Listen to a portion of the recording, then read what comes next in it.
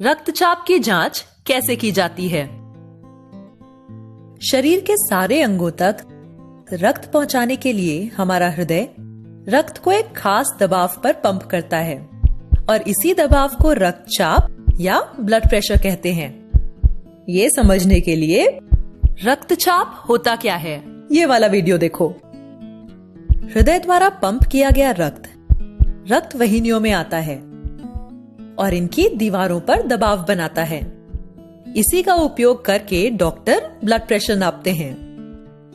BP नापने की यह मशीन स्फिग्मो मैनोमीटर का इस्तेमाल होता है। इसे बीपी अपैरेटस भी कहते हैं। Knob, cuff, rubber tube, rubber bulb, rubber valve और गेज, इसे ऐसे खोलते हैं। कपड़े से बने इस हिस्से को कफ कहते हैं और इसे ऊपरी बांह पर बांधते हैं। इससे दो रबर ट्यूब्स जुड़ी होती हैं। इनमें से एक ट्यूब आगे जाकर गेज से जुड़ी होती है और दूसरी इस बल्ब से। गेज एक पट्टी होती है जिससे पता चलता है कि ब्लड प्रेशर कितना है।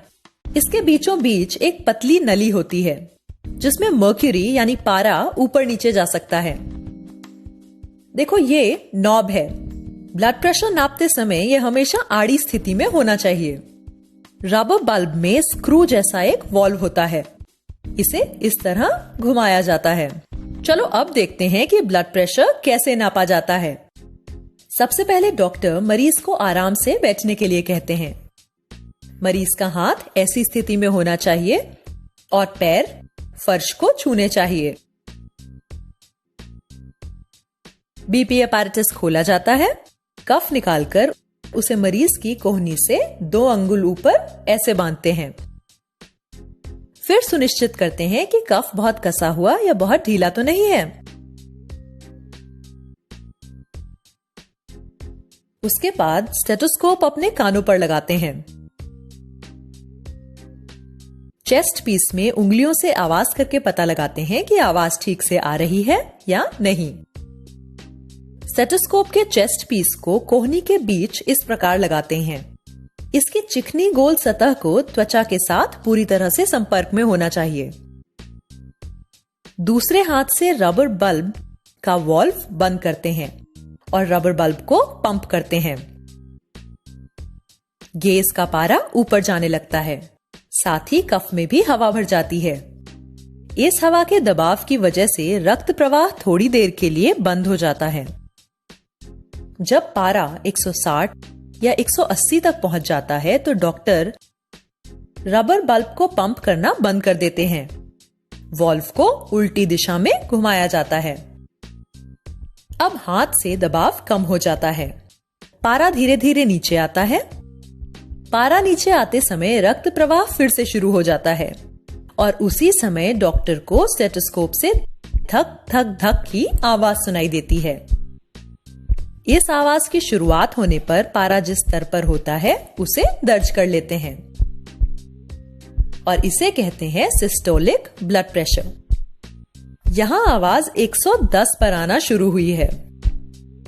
पारा नीचे आते समय यह धक धक आवाज आती रहती है और एक जगह पर बंद हो जाती है।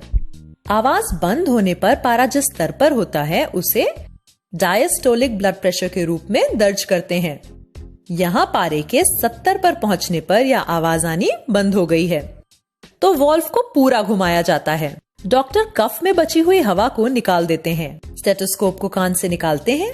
मरीज के ऊपरी बांह में लगे कफ को हटाते हैं और बीपी अपैरेटस उचित जगह पर रख देते हैं। क्या तुम उस मरीज का ब्लड प्रेशर बता सकते हो जिसे हमने इस उदाहरण में देखा है?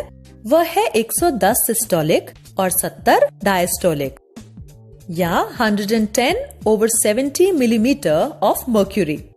इसे ऐसे लिखा जाता है 110/70 mmHg। mmHg ब्लड प्रेशर को मापने की इकाई है।